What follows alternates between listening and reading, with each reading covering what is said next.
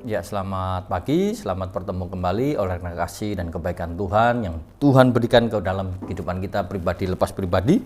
Di pagi hari ini kita akan mendengarkan firman Tuhan. Sebelumnya kita berdoa terlebih dahulu. Bapa kami dalam surga, di dalam nama Tuhan Yesus kami mengucap syukur buat segala kebaikan dan pertolongan yang Tuhan berikan. Sebentar kami mau mendengarkan kebenaran firman-Mu, berkati hamba-Mu dan berkati anak-anak-Mu yang mendengarkan.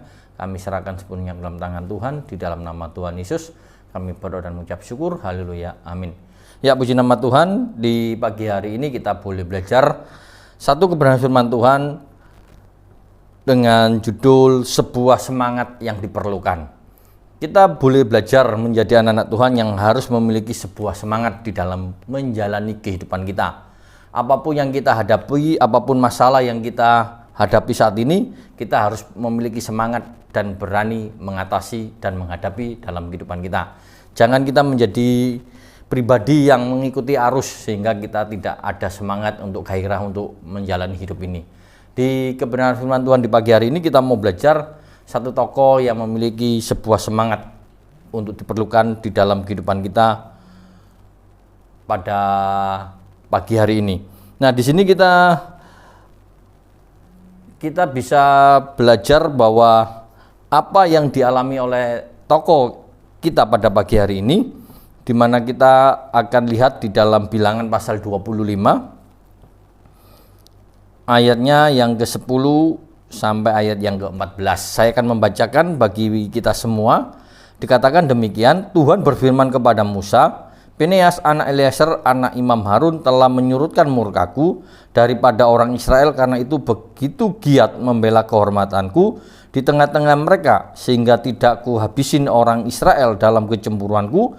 Sebab itu katakanlah, sesungguhnya aku berikan kepadanya perjanjian keselamatan yang daripadaku, untuk menjadi perjanjian mengenai keimaman selama-lamanya bagi dia dan bagi keturunannya, karena ia telah begitu giat membela Allahnya, dan tanda mengadakan pendamaian bagi orang Israel. Nama orang Israel yang mati terbunuh bersama-sama dengan pertempuran Median itu ialah Zimri bin Salu, pemimpin salah satu puak orang Simeon. Nah, di sini kita mau belajar bahwa Fineas adalah orang yang memiliki semangat yang luar biasa di dalam membela apa yang Tuhan berikan di dalam kehidupannya.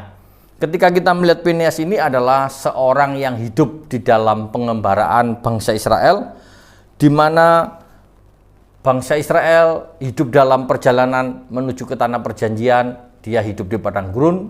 Fineas belajar di dalam segala perjalanannya. Dia melihat kakeknya Harun, dia melihat orang tuanya yang bernama Eleazar, dan Fineas adalah cucu dari Harun, juga melihat apa yang dilakukan kedua orang tuanya, baik kakeknya maupun ayahnya. Dan itu adalah salah satu hal yang sangat luar biasa, di mana Fineas menyaksikan tanda-tanda besar, tanda-tanda yang luar biasa yang Tuhan berikan kepada bangsa Israel. Nah, di sini kita bisa melihat bahwa Allah menuntun umat Tuhan dengan begitu luar biasa, sehingga mereka bisa menikmati dan bisa melihat kebesaran Tuhan, di mana mereka bisa melihat bahwa apa yang Fineas lihat sepanjang perjalanan di padang gurun, Fineas memperoleh satu pelajaran yang sangat berharga, yang luar biasa. Namun setelah dia melihat masa dan waktunya Fineas menjadi seorang imam, dia begitu terkejut dan melihat bahwa adanya orang-orang yang saleh di bangsa Israel telah melakukan satu sikap yang tidak berani bertindak ketika ada orang-orang yang melakukan kesalahan, orang-orang yang sudah terjerumus di dalam penyembahan berhala pada waktu itu. Nah, di sini kita bisa melihat bahwa apa yang dilakukan oleh Fineas ketika orang-orang Israel yang sebelumnya taat berubah tidak menjadi taat, lalu melihat adanya penyembahan berhala, dia tidak melakukan satu sikap yang benar. Dan disinilah kita bisa melihat bahwa terkejutannya Fineas, dia mengambil satu tindakan yang luar biasa, di mana dia melakukan tindakan yang sangat berbeda dengan orang-orang bangsa Israel pada waktu itu. Satu tindakan yang dilakukan oleh Phineas mungkin seolah-olah itu memperburuk situasi, memperburuk keadaan di mana seorang bangsa Israel telah melecehkan petunjuk Tuhan, di mana seorang bangsa Israel membawa seorang wanita Median masuk ke dalam kemah suci. Nah, di situ kita bisa melihat apa yang dilakukan oleh orang Israel ini adalah satu tindakan yang tidak benar di hadapan Tuhan. Karena itu kita bisa melihat bahwa satu tindakan yang dilakukan oleh Phineas adalah dia dengan tegas melakukan hukuman Allah. Kedua orang yang melakukan tindakan penyembahan berhala dengan melakukan tindakan yang tidak benar itu dilakukan oleh Phineas dengan menghukum kedua orang itu dengan tombak, di mana dengan tombak Phineas membunuh kedua orang ini di dalam mereka sedang melakukan penyembahan berhala. Allah menetapkan keadilan, Allah bertindak dan menghentikan suatu tulah yang akan menghabiskan bangsa Israel.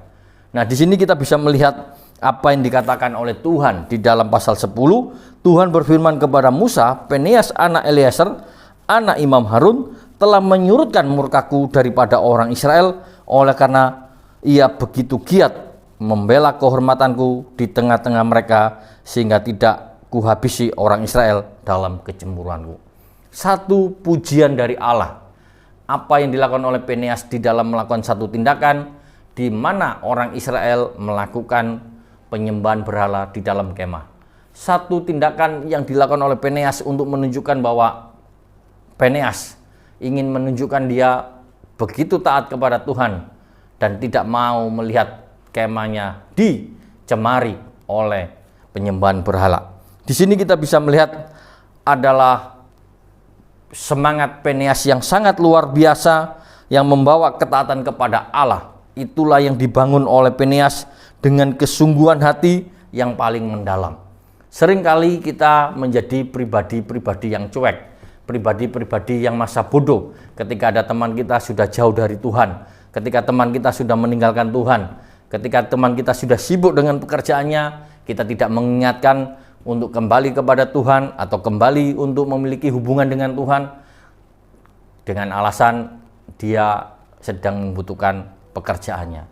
Tetapi di sini kita bisa melihat apa yang dilakukan oleh Phineas di sini adalah hal yang sangat luar biasa, di mana Phineas yang taat kepada perintah Allah, yang membela kehormatan Allah, sungguh-sungguh dilakukan dengan sepenuh hati, menunjukkan bahwa apa yang telah dilakukan oleh Phineas menunjukkan bahwa Allah menghentikan kemarahan. Tindakan ini adalah hal yang sangat luar biasa, bahwa kita bisa melihat bahwa dosa satu orang bisa membawa dampak kepada semua orang. Karena itu Phineas memotong dosa itu supaya tidak menjelar ke seluruh bangsa Israel. Dan itu adalah hal yang sangat luar biasa. Ketaatan Phineas kepada Allah membawa satu kehidupan.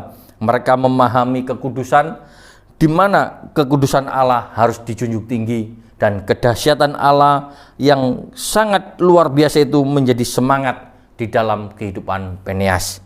Phineas adalah contoh teladan di dalam seorang yang menghormati Tuhan. Dalam bidang-bidang apa saja yang kita miliki di dalam hidup kita, pekerjaan apapun, kemampuan apapun yang kita miliki, bisa kita lakukan di mana kita memiliki hidup dengan membangun semangat kita dalam rencana-rencana Allah, di mana Allah memiliki begitu banyak karyanya, rencananya untuk dalam hidup kita. Mari kita mau membangun hubungan kita dengan Tuhan kembali.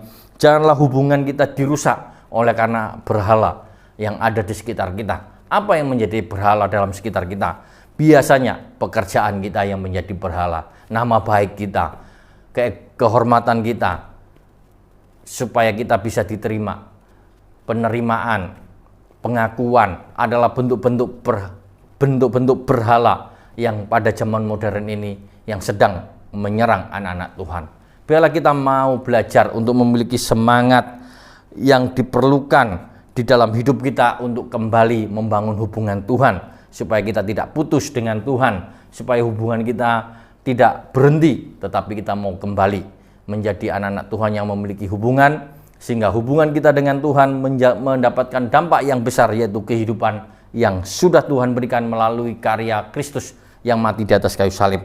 Di sini kita sebagai anak-anak Tuhan mau belajar bahwa setiap kita memiliki kerinduan yang dalam kepada Allah. Kerinduan di mana kita mau sungguh-sungguh membangun hubungan kita dengan Tuhan dengan cara di mana kita mau memiliki semangat. Apapun yang kita kerjakan, semangat kita adalah untuk Tuhan, membangun hubungan untuk kebesaran nama Tuhan. Karena semangat untuk apapun selain bagi Allah adalah kebodohan yang terbesar. Apapun yang menjadi berhala dalam hidup kita adalah kebodohan. Tetapi ketika kita memiliki semangat untuk Tuhan, bagi Tuhan adalah hal yang sangat luar biasa. Biarlah kebenaran firman Tuhan pada pagi hari ini mengingatkan kita yang saat ini sudah memiliki semangat menjalin hubungan dengan Kristus, mari kita bangun dengan sebaik-baiknya. Saat ini hubungan kita sudah terputus oleh karena kita memiliki berhala-berhala yang mengganggu di sekeliling kita diingatkan untuk kembali. Jangan jadikan apa yang menjadi kebanggaan kita itu menjadi berhala atas hidup kita. Biarlah kebenaran firman Tuhan di pagi hari ini menjadikan kita anak-anak Tuhan yang memiliki semangat di dalam hubungan dengan Tuhan. Amin firman Tuhan, mari kita berdoa. Bapa kami dalam surga, di dalam nama Tuhan Yesus kami mengucap syukur buat segala kebaikan dan pertolongan yang Tuhan berikan dalam hidup kami. Biarlah kasih setia Tuhan memberkati kami melalui kebenaran firman Tuhan, di mana kami boleh memiliki semangat di dalam memiliki hubungan dengan Tuhan, dan kami boleh diingatkan kembali, janganlah kami membangun berhala-berhala dalam hidup kami, sehingga kami jauh dari Engkau. Tuhan memberkati setiap anak-anak Tuhan yang mendengarkan kebenaran firman-Mu pada pagi hari ini. Tuhan memberkati dalam sepanjang hari ini, di dalam segala aktivitasnya, apapun yang dikerjakan, bela untuk kemuliaan dan kebesaran nama Tuhan. Kami peralaskan doa kami di dalam nama Tuhan Yesus Kristus, dan kami mengucap syukur. Haleluya. Amin.